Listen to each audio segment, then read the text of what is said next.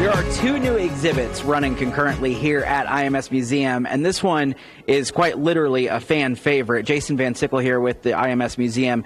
Explain what this new collection is. It's called Our Collection, Your Favorites. What's the meaning behind that? Yeah, so this is a very special one.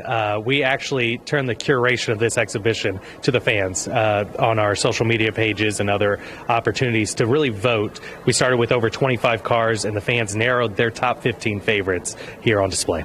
What was that like for you guys? I mean, first of all, how do you pick that list and go, okay, here's what we are putting out there, and then watching those votes come in, what was that like for you guys? It was really like a best of the best. You know, we've over the years have heard, you know, we want to see this car, that car, the other. So one of the ideas was, well, let's let the fans finally pick that final number. So it was fun to go through our collection, find those fan favorites, and then see the votes come through. Did it make your job easier or harder? Well, we have some knowledgeable fans and just passionate fans, so in some cases it made it a little bit easier.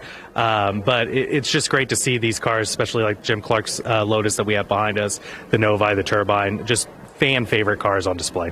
This was the top overall pick, correct? What was? I'm going to get on this side of you here. What do you think it is about this car that just led people to go, yeah, that's the number one pick we want to see? You know, Jim Clark is not only here at the Indianapolis Motor Speedway, but worldwide is a renowned driver. Unfortunately, cut short due to a racing accident, but he left an impression. He was a very humble guy. The Lotus cars looked sleek, lean, fast. Obviously, at that time, the rear engine reintroduction revolution was happening here at the Speedway. So there's a lot of factors, but I think there's a personal and mechanical factor that led to this one being the top choice. For you as a curator, when you look at this, the idea that people just picked cars and it was from any era and how that works, it's very different on how you're going to set that up as opposed to the other one that's running with 1956. You go, yeah, these are the cars from that time frame. How did you go about doing that? When you guys started to look at this, okay, this is how we want to lay out. What was that process like? Yeah, I mean, when you have over 110 years of history here at the Indianapolis Motor Speedway, it's hard to narrow them. And I think one of my favorite things of this exhibit is the breadth of years. You know, you have the Clark Lotus, you have things like Tim Richmond's car from the 1980s, you have some early Millers that are kind of my favorite too. So, you know, I think going through this process and seeing the fans' choice, you do have kind of this overall, you know, highlight of the history of the 500. Was there anything you personally that was surprised by when it came to fan votes where you were like, oh, I didn't think that would have been as high as it was?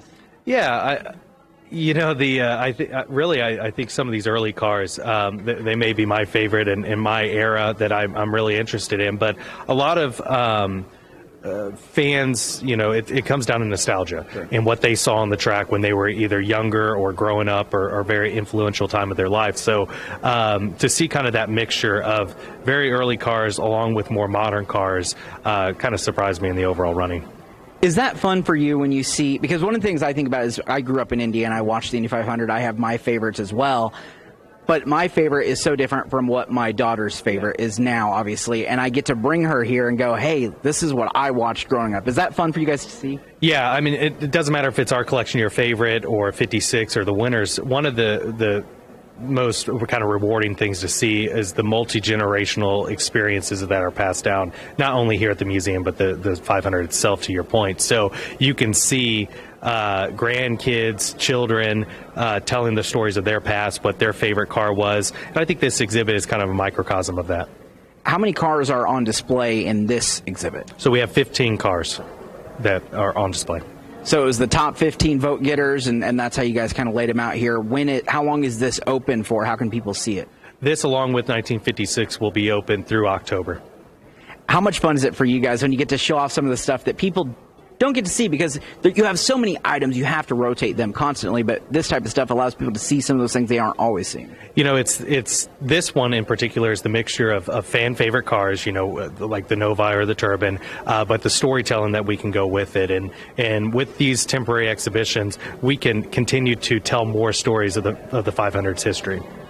It is open now along with 1956. Make sure you guys get out here and check out Our Collection, Your Favorites. It's such a fun exhibit to check out. Jason, thanks for letting us come by and hang out with you guys and look at it, because I think a lot of people are going to enjoy this one, especially through October. We appreciate it.